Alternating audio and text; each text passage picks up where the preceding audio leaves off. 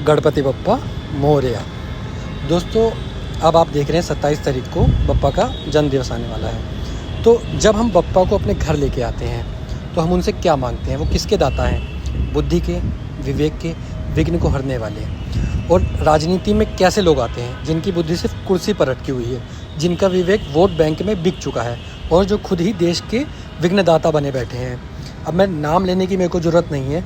मैं कहा कांग्रेस हो गई, आरजेडी हो, जनता सब देख रही है। तो अगर हम बात करें बप्पा को लाते हैं तो बप्पा का जो स्वरूप है वो हमें क्या बताता है? तो स्वरूप के बारे में बात करें, जो बप्पा का बड़ा सिर है वो क्या कहता है? वो कहता है बड़ा सोचो। तो इस तरीके से बीजेपी ने सोचा, राम मंदिर बना और बना। कांग्रेस ने सोचा कि ताला बंद रहे, तो 70 साल तक ताला बंद रहा। बप्पा के बड़े कान कहते हैं कि सबकी सुनो।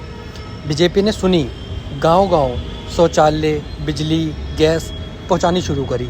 आरजेडी ने सुना, सिर्फ अपने खानदान की, बिहार वासियों की नहीं। बप्पा का जो छोटा मुंह है वो क्या कहता है?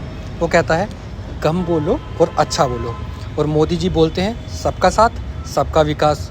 और राहुल और तेजस्वी क्या बोलते हैं? वो क्या बोलते हैं? वो कहते हैं वोट चोर गद्दी छोड़। मतलब उनका एक अलग ही इस टाइम पे चल रहा है। कुछ भी आकर के बोलते हैं। वोट चोरी की होती तो 240 सीट ले आते, है ना। अब बात करते हैं कि बप्पा का विसर्जन हमें क्या सिखाता है। वो सिखाता है कि हर एक चीज़ का समय होता है। अच्छा कर्म करोगे तो जनता हर साल तुमको बुलाएगी, और गलत करोगे तो जनता तुम्हारा विसर्जन कर देगी। इसलिए बीजेपी बार बार सत्ता में लौट आ रही है क्योंकि उसने काम किया है। और कांग्रेस, आरजेडी और भी जितनी सारी पार्टियाँ हैं ये बार बार विसर्जित हो जाती हैं। जनता इनको विसर्जन कर देती है कि जनता अब ठगी नहीं चाहती है। अब मैं आपको बात करता हूँ कि बीजेपी क्यों ज़रूरी है। जैसे गणपति की बिना पूजा कोई काम शुभ नहीं होता है, वैसे ही आज बीजेपी के बिना देश का विकास भी बहुत अधूरा है। मैं किसी पॉलिटिकल पार्टी का सपोर्टर नहीं हूँ, बट जो ओवरऑल जो सिचुएशन है वो बता रहा हूँ। सुरक्षा के मामले में सर्जिकल स्ट्राइक, आतंकवाद पे वार, संस्कृति के मामले में राम मंदिर, काशी और महाकाल का कॉरिडोर, विकास के मामले में एक्सप्रेसवे, डिजिटल इंडिया, गाँव-गाँव बिजली, भ्रष्टाचार पर वार किया, डेब्ट से बिचौलिए ख़त्म कर दिए, घोटालेबाज जितने भी हैं उनको जेल में डाल रही है।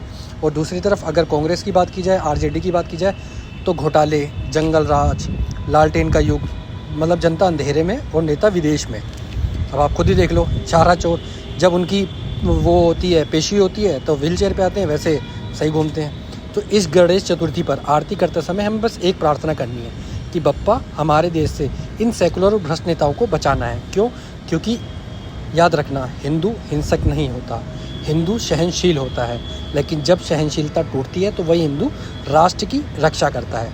और बीजेपी अपने भारत राष्ट्र की वही शक्ति है जो बप्पा की तरह विघ्न को हटाती है और सबकी मंगल कामना का प्रार्थना करती है। तो बोलो गणपति बप्पा मोरया। भारत माता की जय।